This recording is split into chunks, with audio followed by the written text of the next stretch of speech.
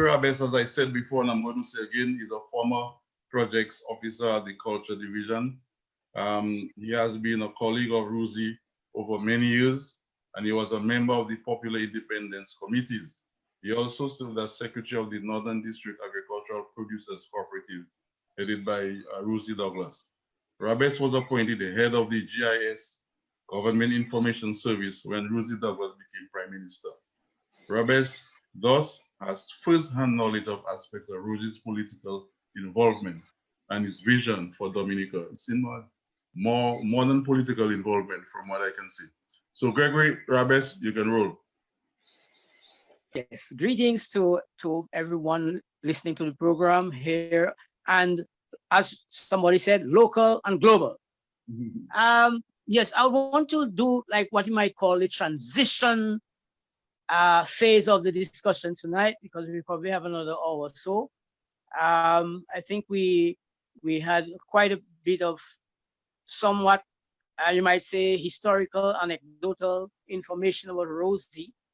I'm going to be a bit more analytical in the sense of taking us through now Rosie's activities in opposition and the transition as Prime Minister in terms of his vision for the development of the country. So I want to focus my initial comments on that. Hopefully, if we get a chance to talk about legacy and remembering Rosie, because I would really like us to pay some attention towards the end before we conclude. How do we remember Rosie? What do we do as a nation to remember Rosie? I would like us to going forward. I would like us to touch on that before we. But backtracking a little bit, you explained my connection with Rosie going back way back. I mean, we were really close. I mean, the first time I went to Guadeloupe, for example, it was through the back door. You know, back door is a big thing. Like that's sitting around. But I remember it was me, Rosie, Paddington, LeBlanc, and Tinko Esprit. We took a bois fouillé, you know, and we went to Sales, took a ferry in Sales, then up to Arrive, and we spent a weekend at a big fete in Guadeloupe. Actually, it was the fete of the Communist Party of Guadeloupe, which actually dominated the politics of Guadeloupe at the time. So that just gives you an indication again of the man Rosie. That yes, according to the Antiguans, he would have banned water too. So Rosie was a very, in terms of the personality, Rosie was a great comedian. I mean, Rosie would call you all the way from wherever he was and call you at all hours of the night, and sometimes pretend to be a woman at the other end of the phone, and stuff like that. So that was Rosie. And he always remembered his soldiers.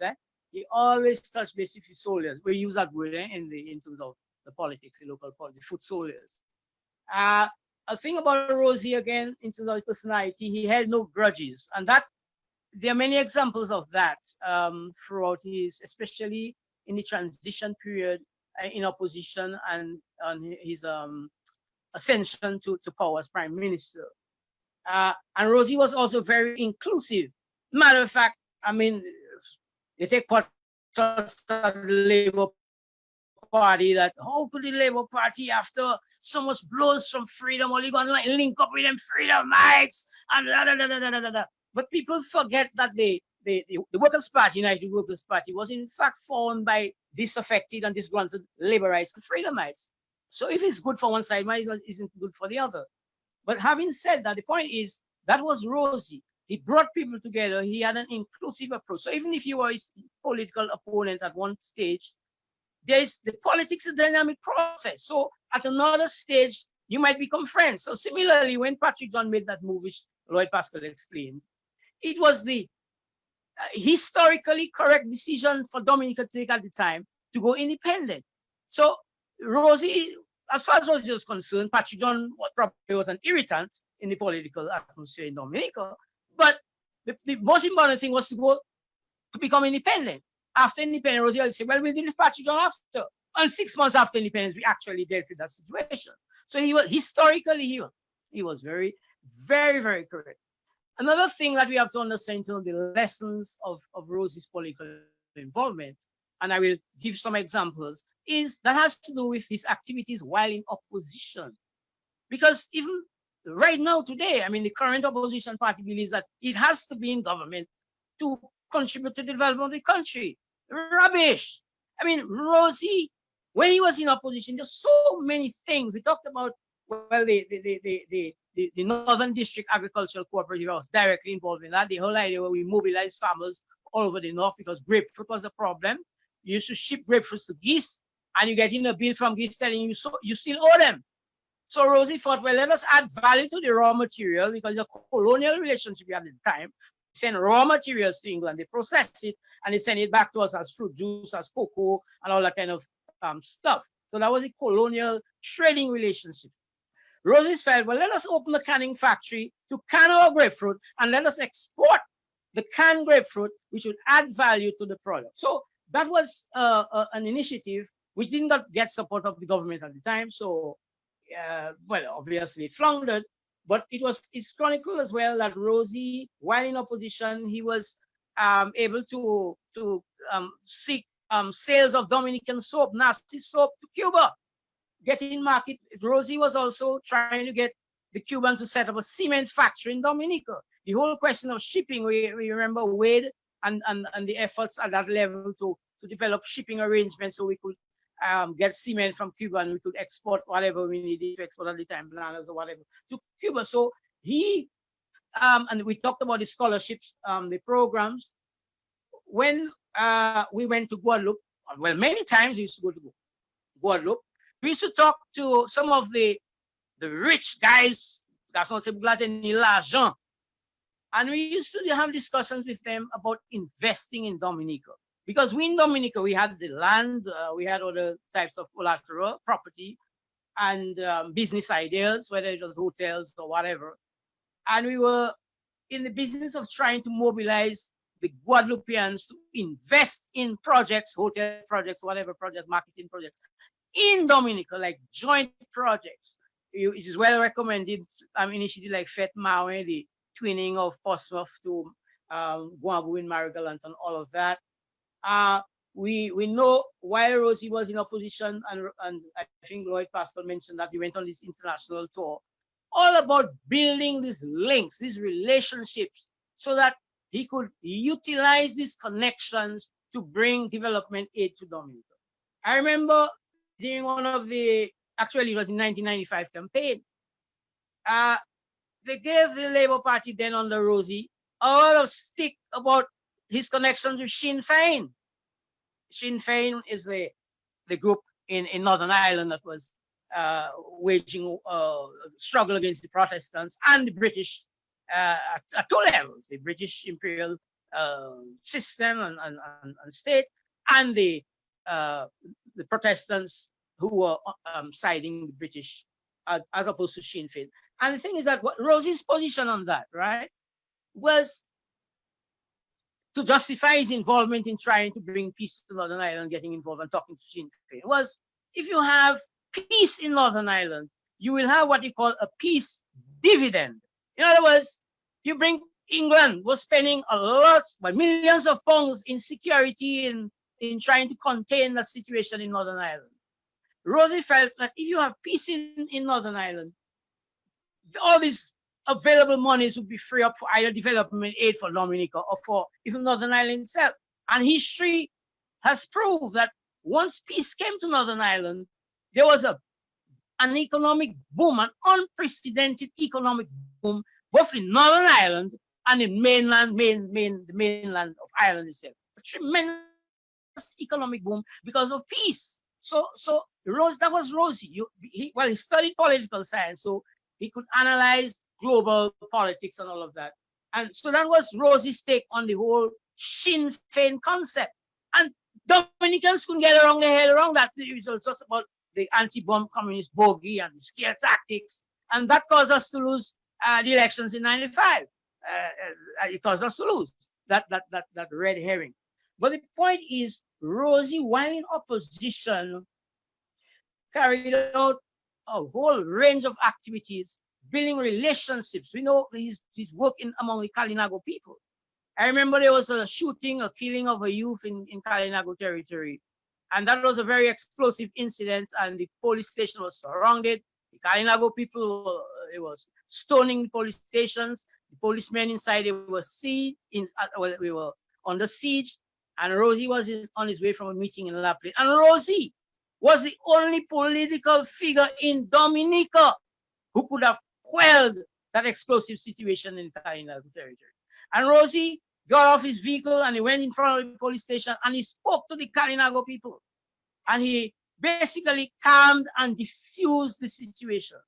So that's just an example of the kind of regard and the kind of respect that Rosie had in Dominica as a whole, but among the Kalinago people. The Kalinago people had tremendous respect. As a matter of fact, Rosie had got involved in the struggles of the native Canadians while in Canada. So Rosie accumulated quite a wealth of knowledge of what you might call indigenous people's politics. So he understood the struggles, the philosophy, and the concepts underpinning the struggles of the indigenous peoples in Canada. He applied that to the Kalinago territory. So in the 2000 campaign, for example, we had some novel ideas, like introducing a Kalinago bank, a bank for the Kalinago people. That is where the whole idea of a ministry and a department for Kalinago affairs came from. It was as a result of that process. In other words, in preparing for victory in 2000, the groundwork was laid years back. I mean, all this time we were doing this kind of work, analyzing the situation in Dominica, strategizing, and coming up with these ideas, which would now translate into what my people might consider a vision now for development in this country. And in terms of what I could consider the elements of Rosie's vision, let me just run through them very, very quickly. First and foremost, a progressive foreign policy. Okay, so Rosie, in that sort of understanding of a progressive foreign policy, developed links with socialist countries, the non-aligned movement with the Middle East, and then he expanded that into France and Europe, the Scandinavian countries, Finland and Norway, and these countries very strong in high tech, in technology, countries in Latin America, and USA and Canada in terms of the Black civil rights movement, and the rich blacks in Canada. Rosie was reaching out to them for potential investments in Dominica. So that was in terms of the foreign policy thing. He was very, very, very strong on links with Martinique and Guadeloupe and Europe. Then emphasis on education. We saw the role that Rosie played in getting scholarships for poor Dominican children from poor Dominican families.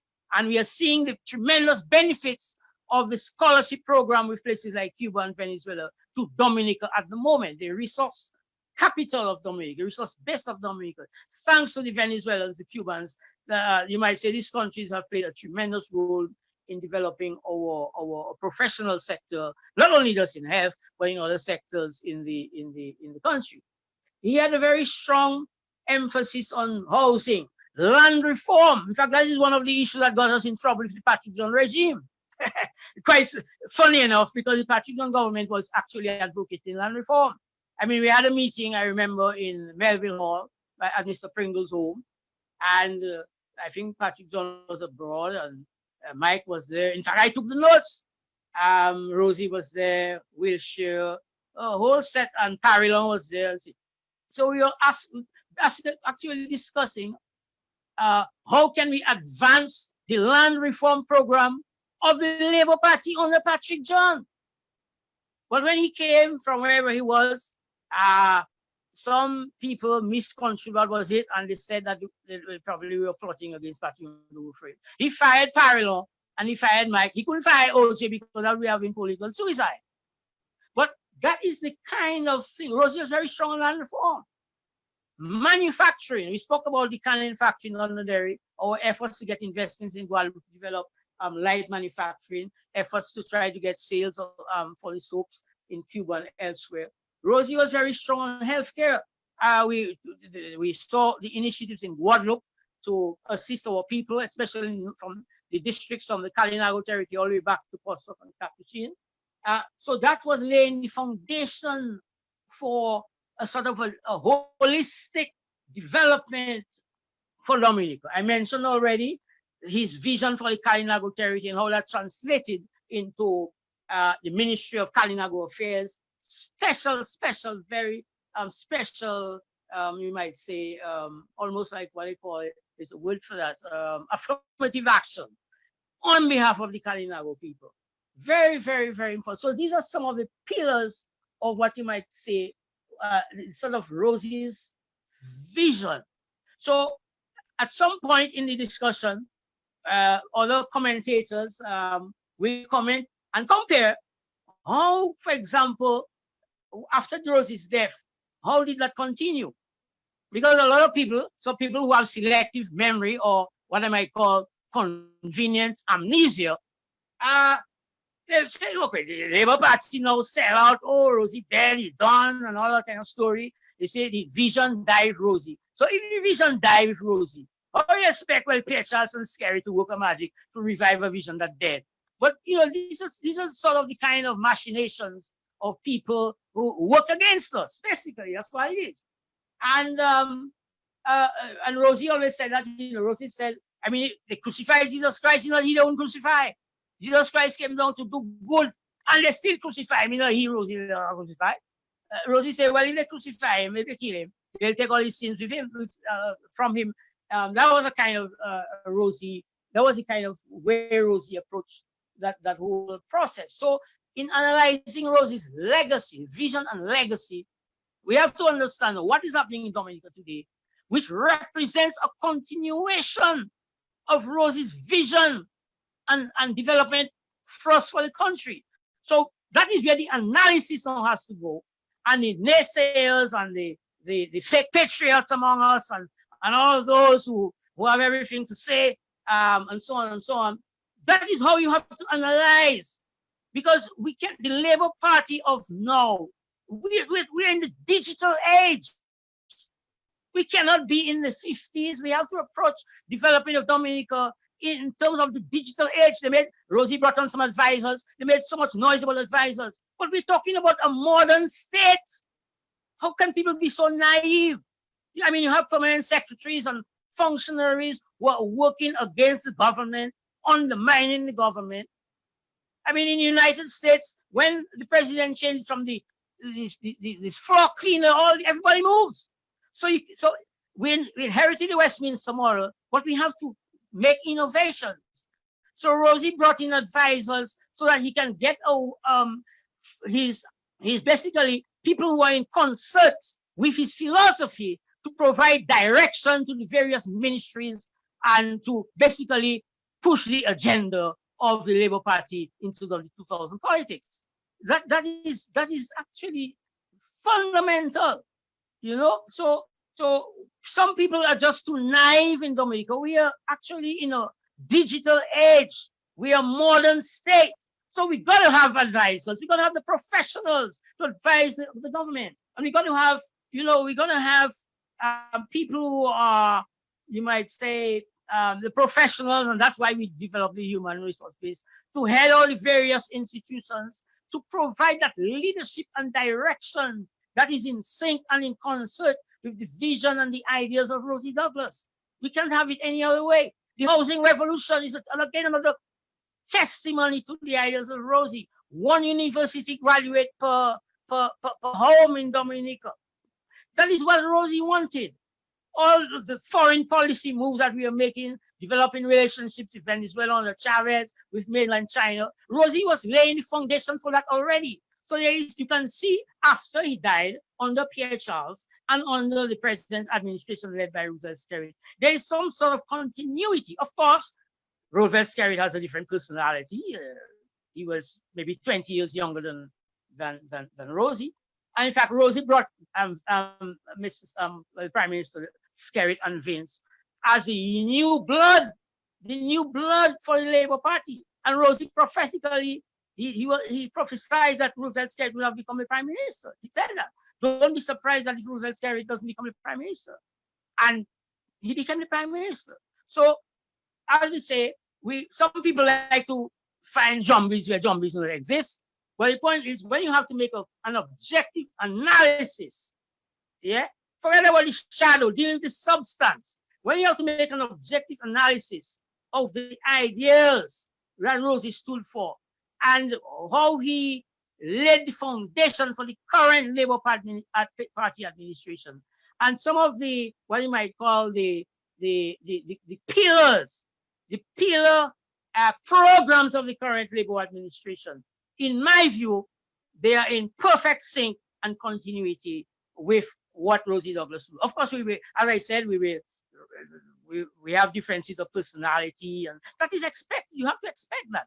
But we have to deal with the fundamentals, and these are the fundamentals. So that is why, and Rosie himself, let me just end my intervention here with a quote from Rosie Douglas.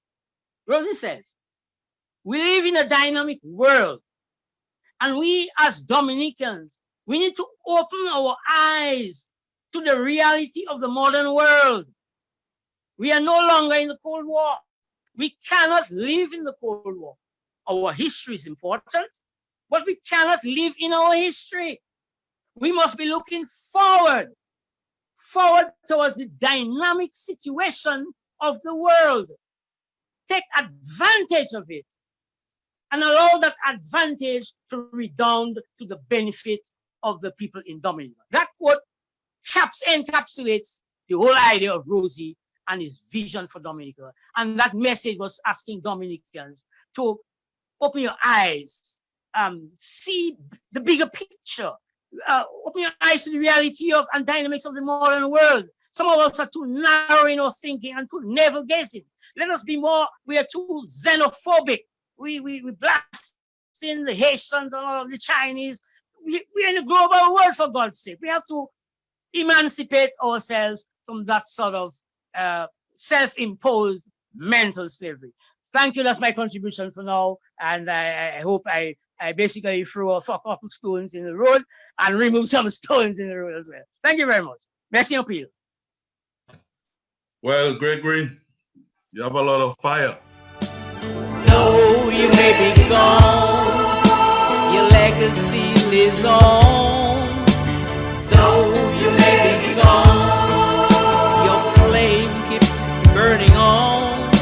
Together, hand in hand, together we'll carry out your plan. Together, hand in hand, together your vision for this land. With the fire in your vision, oh, to build, yes, to build,